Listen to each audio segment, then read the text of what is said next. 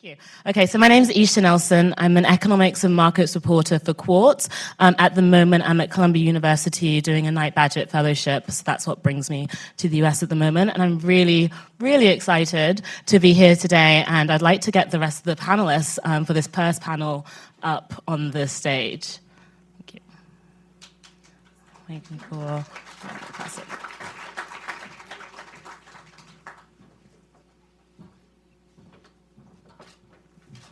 Thank you. Just so you know, there will be opportunities for questions after both panels, so feel free to start thinking of your questions now. I'm going to give a formal warning to keep your questions short and to the point. We've got a lot to get through. So first, I'd like to introduce Martha Legg-Miller.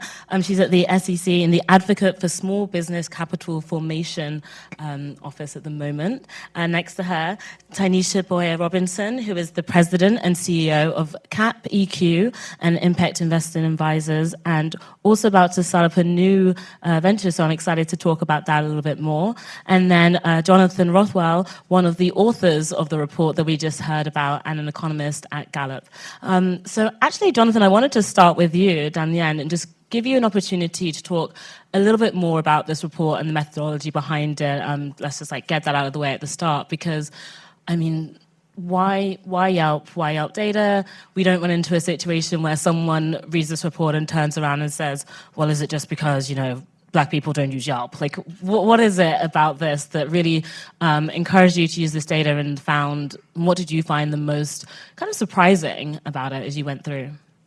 Well, thank you for that. So we started this project on the tail end of the housing devaluation paper that Andre described in his remarks. And in that paper, our goal was to try to determine how prices are different in Black communities for homes and how homes are valued differently after you control or adjust for any conceivable measure of quality. Because the point is not that all homes in every neighborhood are exactly the same.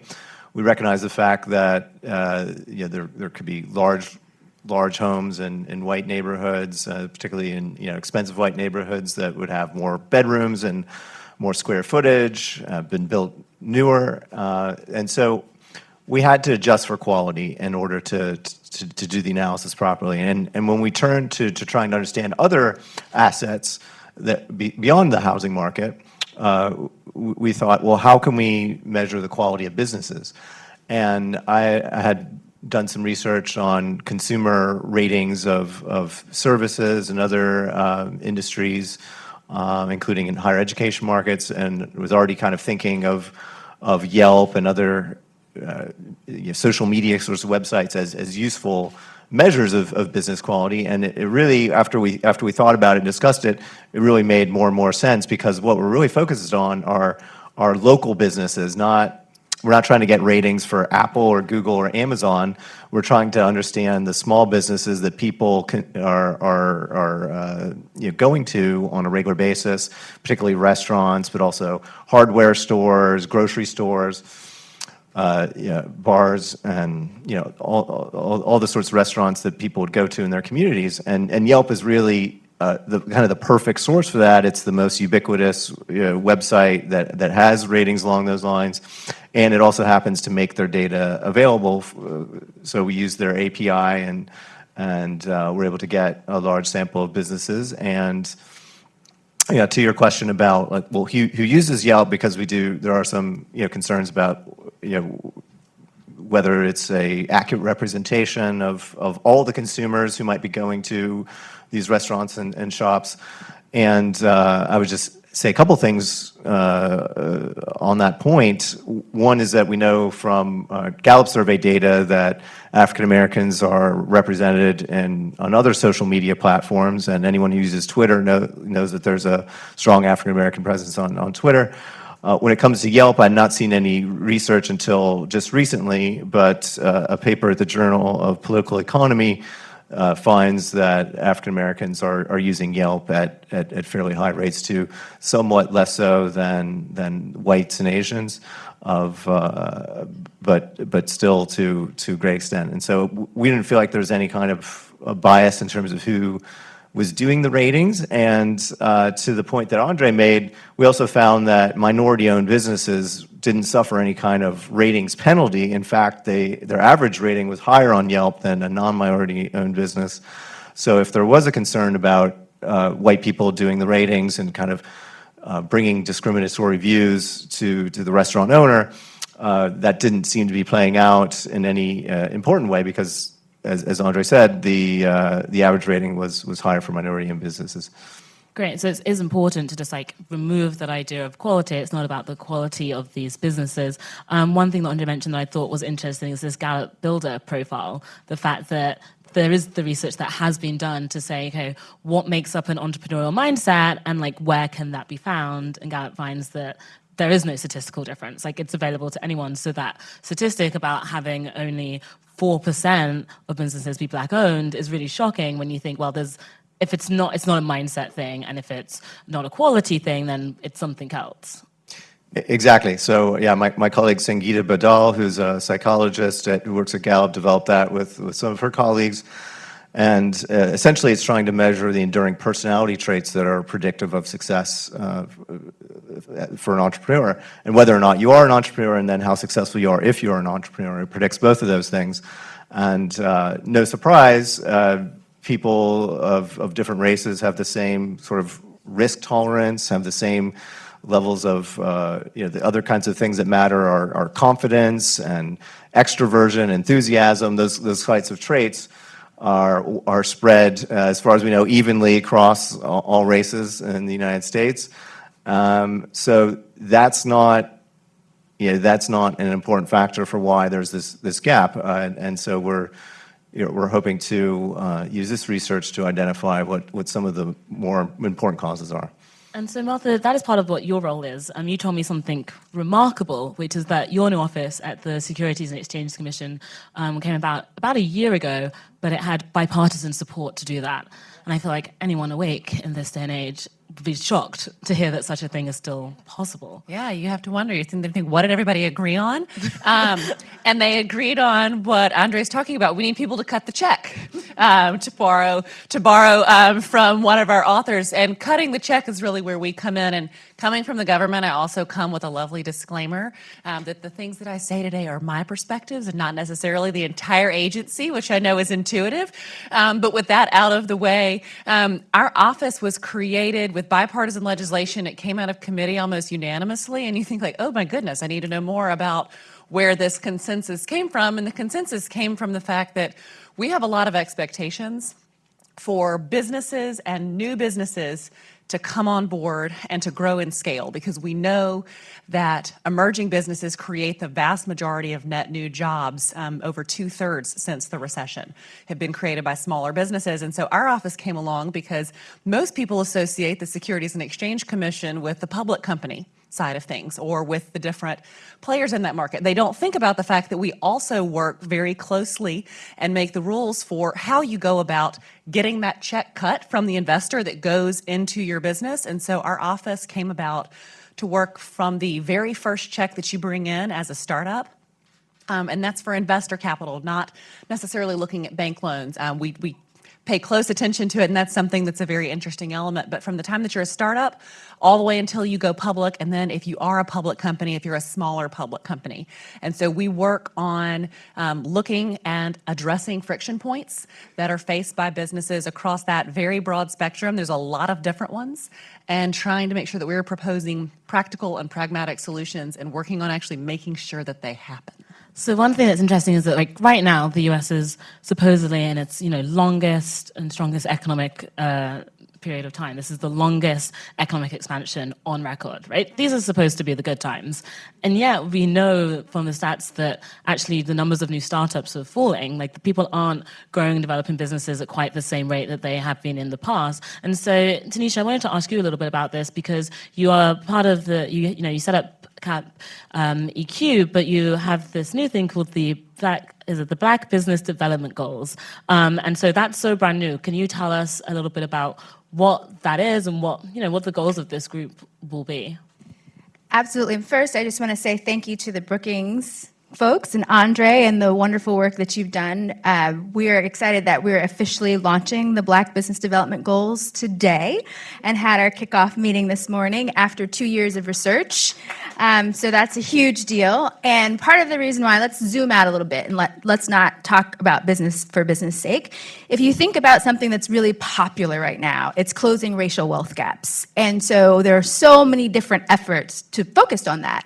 And there was a recent report that came out that the Association for Enterprise Opportunity did, the Tapestry report, that said Black business owners are 12 times wealthier than their non-business owner peers. So what does that tell you from a research standpoint? You need to figure out what that bright spot is and grow those businesses. Another stat that was really impressive there is that a fifth of Black people who are employed by Black business owners. So you get a twofer. You get a wealth gap closer, and you get an income generator by focusing on Black businesses. So we leveraged that report to figure out what would galvanize investment in Black businesses as a tool for closing racial wealth gaps, and came up with a set of goals focused on a North Star that all Black business owners have the resources and opportunity to invest in their growth and the growth of their communities. And that's the ultimate vision of the Black Business Development Goals. And our idea that is launching today is actually we have a set of outcomes, and we're going to have a call to action in addition to a Brookings report that's underlining and underscoring the research that actually propels some of those drivers that drive Black business ownership and growth. Can you just give us a sense of a few of those outcomes? Sure. So 4. One is around high growth industries, the increase of Black business owners in high growth industries. There are consistent barriers, systemic, political, capital issues that keep Black business owners, not because they're less aspirational, not because there's anything wrong with them, but systemic things that move them in lower growth industries. So 1 is higher growth industries. 2 is access to capital, making sure that there's more funds going towards and landing in Black businesses in their community, and assets under management that are led by Black institutions and Black individuals, because the data shows that Black investors are more likely to invest than other Black investors. The other piece is about the growth and increase of reinvestment. So the research in the report shows that Black business owners are actually more likely to reinvest in their communities, which now you get a 3-fer. And then the last one is around policy, the policy changes that actually help undergird and embed those changes. Great. I just want to talk about that second one a little bit more, about access to capital. And Martha, what are businesses asking you? You know, if you're going around the country saying, we are here to support you, get more capital, what is it that they're asking you to do? Well, the first one is usually, okay, wait, why are you here? Did I do something wrong? And then as soon as we get past that barrier, which is usually a fun one for how in the world did the SEC, because they usually don't think you're lawyers, you're there because it's trouble. Yeah. And we're not. We're actually there because a lot of what I try to do is to just not sugarcoat it, get in the room, say who we are and why we're there, and then shut up and listen. Because that's what we need. We need to bring more perspectives that are not here, that don't know the address 100 F Street Northeast, and that doesn't mean anything to them. That, by the way, is our street address. And if that doesn't mean anything to you, then that means you should come and talk to us, because we need to hear from you. And so a lot of what we hear a lot of the same stories and the same notes. I mean, some of them that we hear are, you know, it's really hard for me because I don't have a network of really high net worth people that can cut big checks. What do I do? And a lot of the things that we hear are phrased as just a pure business concern, or they don't think about the fact that there might actually be something related to the rules that are creating challenges for them. And so a lot of what we do in the challenges that we hear a lot of the same challenges. There are certain pockets where there's a lot of money that is moving around into those companies, but they're actually not moving into all the companies that are there. You just hear a lot of news about the ones that are getting funded. But what we consistently hear is just how hard it is to grow and scale a business and to bring in the capital that you need. And those challenges have gotten even tougher with the closure and the decrease in community banks and the challenges. I mean, probably if we did a show of hands in the rooms, a number of you who would say like, oh yeah, I've been told that a loan was not an option because I don't have collateral, or I don't have revenue yet, or I don't have 2 years of financials, or whatever the challenge is. And each of those are legitimate concerns for the financial institution, but it leaves a big gap. And there's real challenges when that money's not coming from a bank and people are looking to say, okay, do my customers want to support it? Is there somebody in the neighborhood that wants to support it? Is there an angel? Is there a fund? Is there a group that wants to back me? But they don't know where to turn. Are you hearing anything different from people of different races and ethnicities when you ask these questions, or are you hearing the exact same problem? Yeah, so that's a great question. So our office is focused, we look both macro at what's happening across the country to everybody, but then we hone in on what's happening to women-owned businesses and what's happening with minority-owned businesses, what's happening for rural businesses. And what we've found generally is that there are the same issues that affect everyone. But when you check a box and all of a sudden you're a woman-owned business or you're a minority-owned business, the same issues that you might hear a few people talk about, they hit you way harder.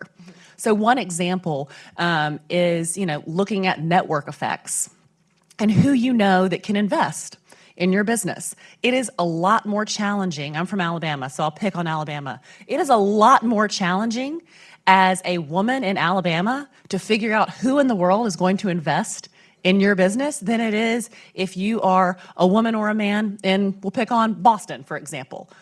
It's the same set of challenges, they just hit you harder.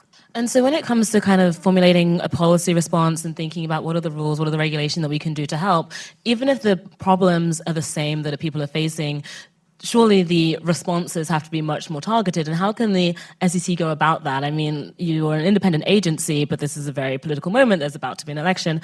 How do you respond to something where you need kind of like targeted action, and maybe some groups need more help than others when that is like not the political moment for it?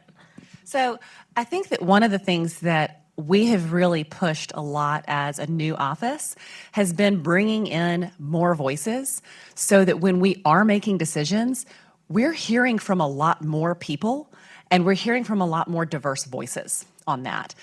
Whenever we're talking about making a change to the rules, we ask people for comments and we open up what's called a comment file. And if I did a poll of hands and asked how many of you have ever submitted a comment to a regulatory file, it's usually not a big crowd winner. That's not the thing that gets people I think I saw one hand in the back there. Did I see some hands? I saw some hands. Okay. Oh, you are my people. Thank There's some you. engaged citizens. But one of the things that we tried to do this summer, we put out a concept release that basically said, here's the slate of options that we're thinking about, and we're trying to make the rules work better for raising capital when you are an emerging company. Tell us what you think. And one of the things that we realized is if we want to hear what more businesses think, we actually have to change the way that we get the message out that we want to hear what you think. And so we put together a short video that's on YouTube, and then it was shared on Twitter and LinkedIn and social media saying in 3 minutes, so you don't have to read a 150-page guide, in 3 minutes, how in the world do you actually go about sharing your feedback? And did you know it's as easy as sending an email?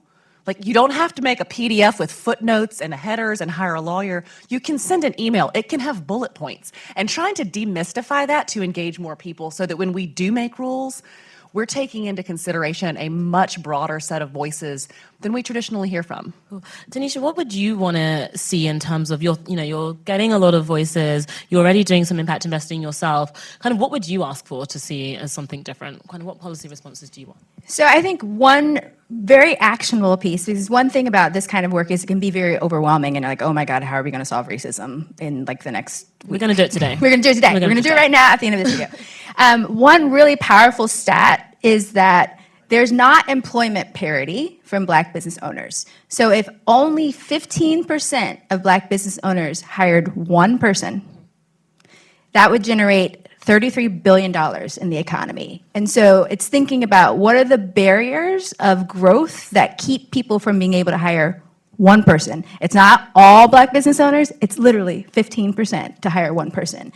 And that people can wrap their minds around that, and then you back into what are the political issues with that? What are the cultural issues with that? What are the growth industries that allow that to happen? And I think it's those types of things. So you mentioned policy. I would also say that there's something about a cultural narrative. So as a country, our identity is based on entrepreneurship and startup, and you can be a David that slays a Goliath. And at the same time, our country is set up to believe that there are certain people that are less than. The combination of those two things don't work because you invest in growth, you invest in assets, but you divest, as Andre said, in things that aren't value. And so there's something not just about the dollars landing in the Black business communities themselves, but for Black business owners to actually see the assets they bring as part of their entrepreneurial identity. And I think the cultural narrative is something that has to shift in line with the policy narrative. So something that I saw in one of the SEC reports was that minority-owned businesses tend to start with 3 times less capital than white-owned businesses, and that's like a really shocking number. So Tanisha, where should people be going to? Like, it's so hard to access capital, but like, where can you go? Is there like, what are the bright spots here? A bright spot is sitting in the audience, Impact America Fund with Keisha Cash, who you'll hear from later on today. But I think there are more and more people of color in positions of power that are moving capital, and that is one of the strategies to the Black Business Development Goals. So Cerna Foundation, for instance, is one of the folks funding this work. You don't think about unlikely sources of capital. Every large foundation has an endowment, and the people who manage that money are investors like anybody else. That's a pool of capital that wants to land in something that has social impact. It's invisible. A lot of folks don't even know that that's a way to get capital. And I mentioned Impact America Fund. They focus on high-growth tech businesses, usually by people of color, mostly founders that are Black, that are addressing issues in the low-income community. There are more Keishas out there than we know of, and that's why the narrative has to shift as well, because there are leaders like us out there doing the work, and some of our responsibility is actually sharing that work together and the outcomes to advance the change we want to see. I have to say, I think at this moment in time, there's also a positive thing happening around kind of like ESG and impact investing in general. Like, you have banks kind of clamoring to say, we're doing sustainable finance now, like my inbox is full of reports from, whether it's McKinsey, JP Morgan, whatever, saying, look at the good we're doing, look at the good we're trying to do. And there is environmental, social, and governance investing that's what ESG stands for. But people always say that the S is the hardest bit, is that social investing. And I feel like this and everything we're talking about today is precisely where that can fit in, is you take something that people say, we need more of this, but no one knows how to address it. It's very easy it's not very easy, but it's easier to do environmental stuff because people measure carbon emissions, right? People like to be able to measure and say, we achieved this and we said we have this outcome. So how do we provide that for this S? How do we say, okay, do you want some metrics? You want to be able to show that you hit your investment goals and that like this counts as doing it? Is this something that you get to do a little bit of as like an impact fund fits in right into that S? Yes, so a couple things, you're spot on. Health, education, and environment are the areas that people gravitate towards. 1, because of the metrics, and 2, because they see themselves in it. Mm-hmm. They've had a sick parent, they have kids that they send to school. Economic development is something that goes immediately to bootstrapping and what you think about identity. So one thing the Black Business Development Goals is going to work on is to build a neutral and credible platform that's actually a place of accountability measures. So when you think about the outcomes that I talked about, whether it's assets under management, capital landing, this platform will allow people not just to plug in the work that they're already doing to accelerate and advance it, but also hold them to accountable, because there is something, let's be real, not everything that says they care about Black people is actually landing in a way that makes things better for Black people or other people of color. And some of the issue with this work is that it's popular, and so it has the real risk of not being authentic. And so we don't want closing racial wealth gaps to actually really just be a moniker for making more money for the financial institutions in a hot market. Can I add a contrarian note in there? Please. On the S? I actually don't see investing in Black businesses as a part of ESG, because I think that everything we've seen in this report and in the data shows the profitability And it is a business-driven decision that often the big challenge is just the lack of visibility of what those opportunities are and the lack of boundary bridging networks over to it. I think it's a smart business decision. We need more people that have the visibility into the investment opportunities and more companies that have visibility of what the tools are to showcase their company, because I think it makes business sense. This report talks about it and the reviews, and they're good business opportunities that are fantastic, that are completely independent of ESG, fantastic businesses. So I add that as just a nugget of my own thought. We can do it all. Jonathan, I want to come round to what you said earlier about the housing report as well, and just say, how do you connect these two reports? And while we sit here talking about what are the policies we can do to help small businesses and how can we encourage access to capital, we can't ignore that the point of this research is that it's about the communities these businesses are in. And so it's more than just access to capital to the businesses, it's about the entire access to investment for the whole community. And so how do you connect the housing report and the future reports to come to this idea of the business report? Well, both with respect to housing and businesses, they're major sources of wealth. And when it comes to housing in particular, that is the primary source of wealth for most Americans, particularly African Americans, particularly given the statistics on business ownership. And so the access to capital issue wouldn't be as big a problem if not for the legacy of Jim Crow that has devalued black neighborhoods all around the country. And we know, we've discussed in previous Brookings events the many federal, state, local, and non-governmental policies and mechanisms that created that lower housing value in black neighborhoods. And so, part of this is about cultural change and appealing to the fact that there's just acknowledging that there's discrimination against communities and against neighborhoods just in the same way as there has been against individual people. And so all the assets within that community are not really getting to participate in the market in a way that is rational and would otherwise make sense. And so there are real, to the point about investment, there are real opportunities for people, whether it's in real estate or whether it's in these small businesses, to make money, to acquire, for example, a nice-sized home, renovate it and resell it in a black neighborhood. And obviously that sort of thing happens, but it's amazing how slow that process is and how undervalued those houses are. And the same thing is observed here with respect to businesses. Yeah, you raised an important point about overall wealth.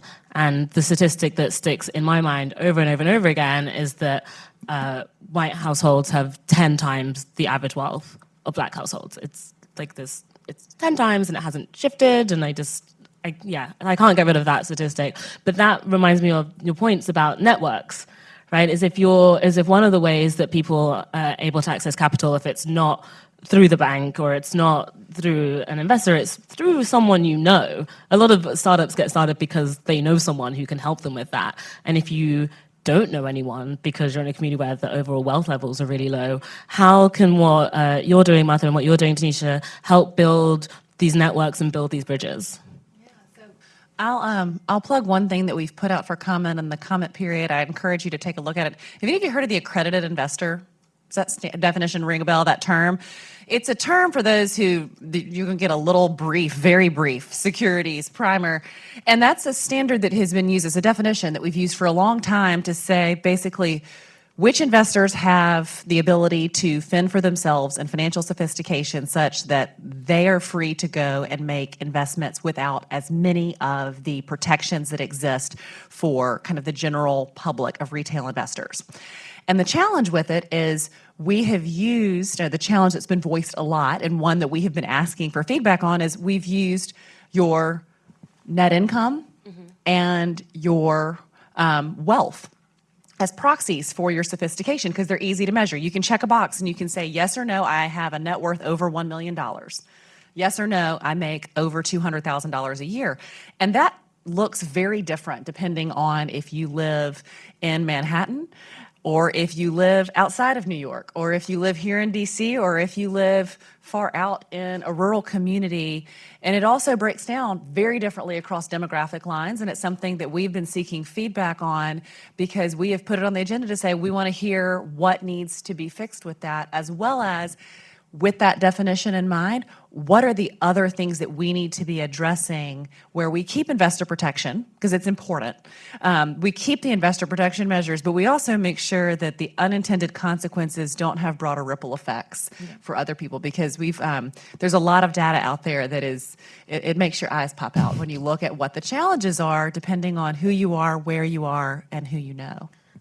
I think, addressing the issue of networks, the whole point of the Black Business Development Goals is actually to create those networks, and not create them because they don't exist, but because they don't connect. So when you think about, I'll pick on opportunity zones for a bit, because it's the exact same challenge. You think about an opportunity zone, which, in one instance, it's an economic development tool, and in another instance, it's a wealthy tax break. Let's just be honest.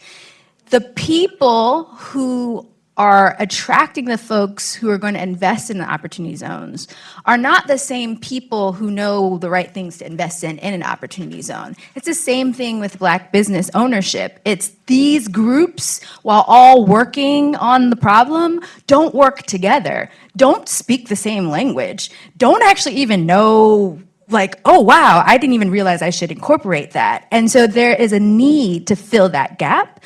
But I think from an asset standpoint, the Tapestry report, once again, if you haven't read it, look at that and this, and the future report that will be released a year from now about the Black Business Development Goals. Thank you very much. If you compare Black business owners and their outcomes around revenue and other things, they're achieving similar outcomes with less money. So there's one way to look at that in terms of like, oh, well, shoot, we don't need to give them that much money. But the other thing is look at it and say, whoa, if you did that, it's like I made $1 out of 15 cents. It's the same thing. It's in our DNA. And even the concept around hustling and all of that stuff that we say in our own communities, the side hustle you have, that is actually just strong entrepreneurship. That is what it looks like to grow and develop a business. It is an untapped resource that this country needs to drive an economic engine. I'm about ready to go to audience questions, but just quickly, Jonathan, I think to make sure I'm remembering this correctly, one of the points in the report is that no matter the ethnicity of the owner of the business, what we saw was that in Black communities, the Yelp ratings and the profits were lower, right? It wasn't just about who owned the business. Correct. Great. Okay, questions. Any of you smart people have a question? Oh, we have loads of hands. I'm going to leave Karen in charge. Let's see. Start at the back, and then we'll come to the lady. And yeah, you have your hand up, I can see, with the red lipstick. Beautiful. And then we're going to come forwards. Please. All right, good afternoon. Shayla Moon with the Minority Business Development Agency. I have some questions. There are some trends that we are seeing at our agency in respect to not all minority businesses are small businesses. And we are noticing that as minority businesses are scaling up in size, it's getting harder and harder for us to track the data of identifying them as minority. Perhaps you guys can speak to why this trend is taking place, and certainly on a federal end, how we can better support those businesses. Anyone have an answer for that one? I'm like the data guy. In the database that we used, which is based on Dun & Bradstreet, most of the minority ownership self-identifications, I'm guessing, come from businesses that have applied at one point or another for some kind of federal grant or participation in some kind of federal program, where usually there's some identification process along those lines. I don't know how Dun & Bradstreet does it for companies beyond that, and all I can tell you is that some kind of survey-based method, which Gallup would have to help you with, could be used along those lines. But yeah, since it's not a reporting requirement on tax forms or other kinds of things, I'm not sure how you would get it other than kind of paying for that data. Can I take the gentleman in the back and then the gentleman in the blue shirt afterwards? Good afternoon. My name is Mustafa Abdul-Salam. I'm an ANC commissioner in HC05, which is Anacostia Ward 8.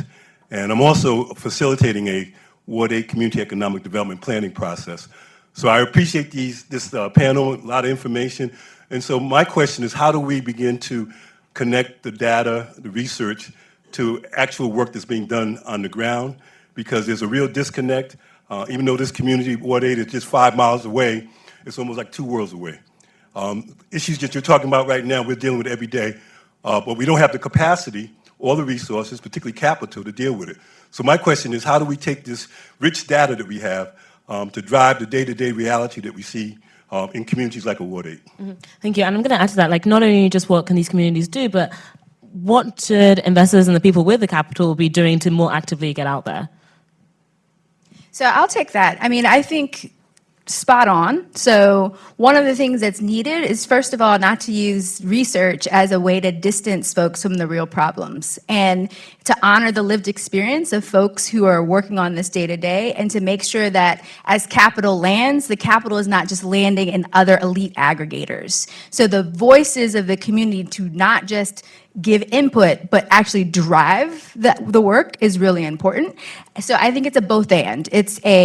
This is the set of outcomes that we all want to hold ourselves accountable. Now, in Anacostia, how does that land? What's the right sequencing? You know your community better than anybody up on this panel.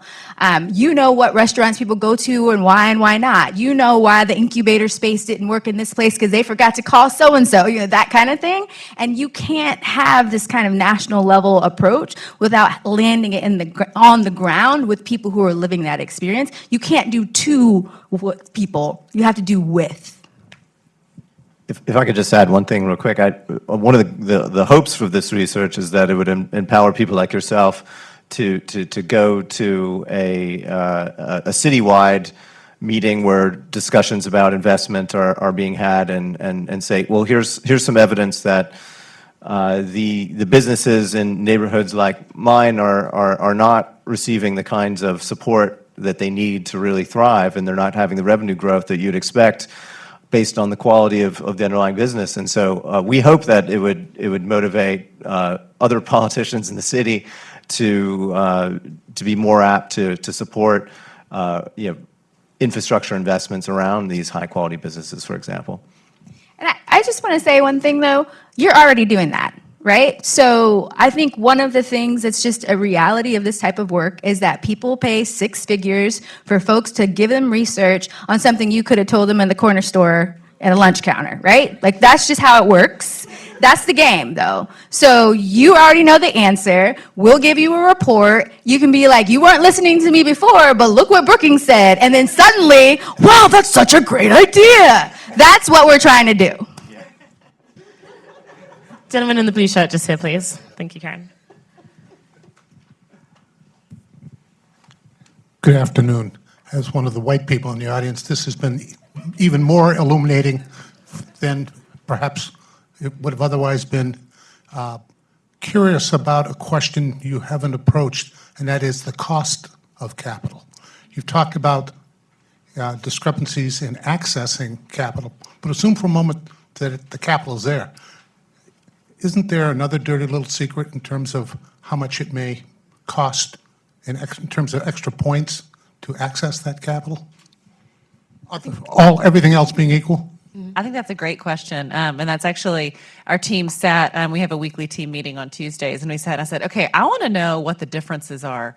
And there's not great data that I've seen on exactly where those costs break down, how much it costs different populations, how much it costs depending on the pathway. We have some data. There's some information out there. Some people have gone out and benchmark average legal fees or others. I mean, one thing that's interesting that we found when companies are doing equity crowdfunding, the costs, they have figured out ways to streamline a lot of the costs, whether it's your legal and your accounting, and to make it much more kind of routine, quick work that can be cost constrained. But what we found is actually really interesting. Companies have reported the thing they spend the most on, you'd be surprised, the video.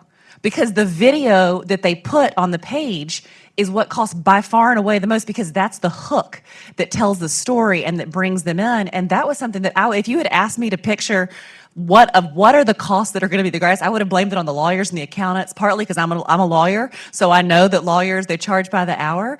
But I think that we're continuing to learn more about the different costs that you think of as the direct costs, as well as the indirect costs, the cost of diverting somebody's time to focus on capital raising. So if you've got ideas or data sources that you've seen on it, I would love to see it, because it's something that I'm very interested in, and particularly shining a light if there are differences in those costs of capital for different people.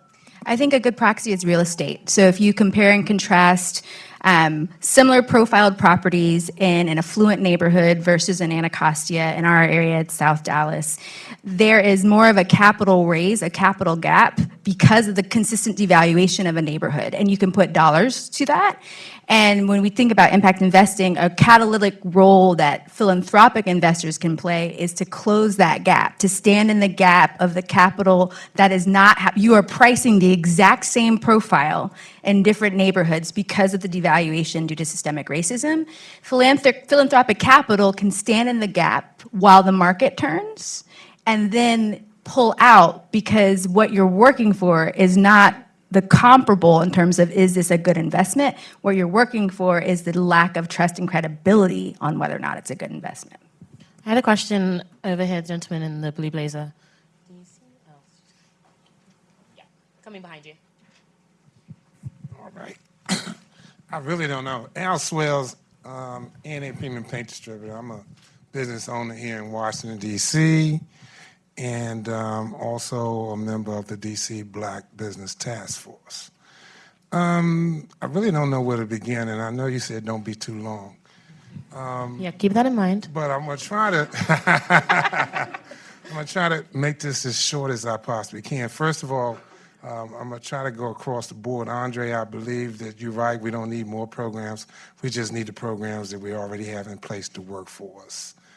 And the second part of it is that I think in securities, in black businesses, we have such a different level of where businesses are. We do have a lot of businesses that are very successful, and they seem to be the ones that actually drive the conversation about black businesses, and really we don't really get down to where the smaller businesses are and what they actually need. I really have a debate on whether or not we need more capital or do we need more customers? Because basically, if you have more capital and you don't have customers, how do you repay the money that is given? So how do we actually get more customers? And that's to the point where we're talking about how to report. I'm going to get to it. How to report actually generates. So my question is, how do we get, first of all, one last point. The data that was used, every major city does a diversity study. And how was that inputted into the study that you actually did? And so my question is, how do we get a city like DC that has not done a disparity study using the data that she has to get them to show them that they really need to do this? Because that's how we actually prove that there are disparities in racism in business.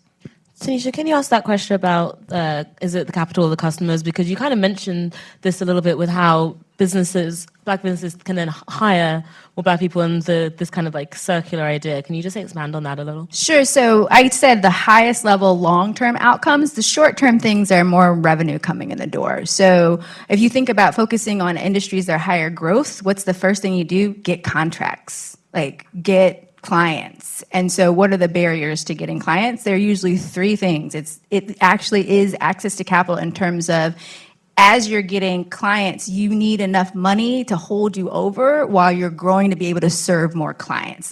So capital is more like fueling the growth of the clients. So I think that's a short-term piece. And then to your question around how do you get cities mobilized, this is a tier 1 issue that cities and governors across the country are trying to figure out. The political representation is not reflecting what their populace looks like anymore. And the more you can give concrete goals on this will allow us to drive economic development. You'd be surprised at how many mayors are biting for a chance to put their name on something like this. We're about to wrap up, so I'm going to ask the last question because there's another panel, so there'll be more questions. But I just want to hold you to that, and I'm going to go down and I'm like, one concrete thing that you're going to do differently now we have this report. Putting you on the spot, starting with you, Martha. Start? Yeah. This is You're tough. closest to me, I'm sorry. Something that I'm going to do differently. I think that I'm going to try to use this report to spark more conversations. That's part of what we've been trying to do, is to show up, and as I mentioned earlier, we like to go in the room and start a conversation and then listen. This report I've already been using to seed conversations, and then today when it became unembargoed, now I can actually send the link and say, okay, come on, let's have a conversation about it. We need to be having more conversations, but if you read the report, get to the last paragraph, because that's the real, like, the kicker that just has all of the punch of, we don't just need interracial collaborative, I think you said interracial cooperative conversations. We need to actually take action. And that is the real critical piece, that I want to have the conversation, but I want that conversation to be driven around action. So that's my big takeaway of what I plan to do with it. I'm going to use the report to get some checks cut. Jonathan, you too. Well, I said, There might not one be way to think report. about this is, at a personal level, anyone who doesn't live in a majority black neighborhood can think about how much their individual consumption decisions are distorted. And are there hidden gems that they could otherwise find about and actively go out and find those restaurants and be a patron of them, rather than just going down the street to the one that everybody in the neighborhood's talking about, or the one that has the celebrity chef. Yeah, beyond that, Andre and I have more research coming out that will aim to elucidate these topics further. This is amazing. Okay, I want to say thank you to our first panel and welcome up the second panel. Thanks for watching. Be sure to like and subscribe for more videos from Brookings.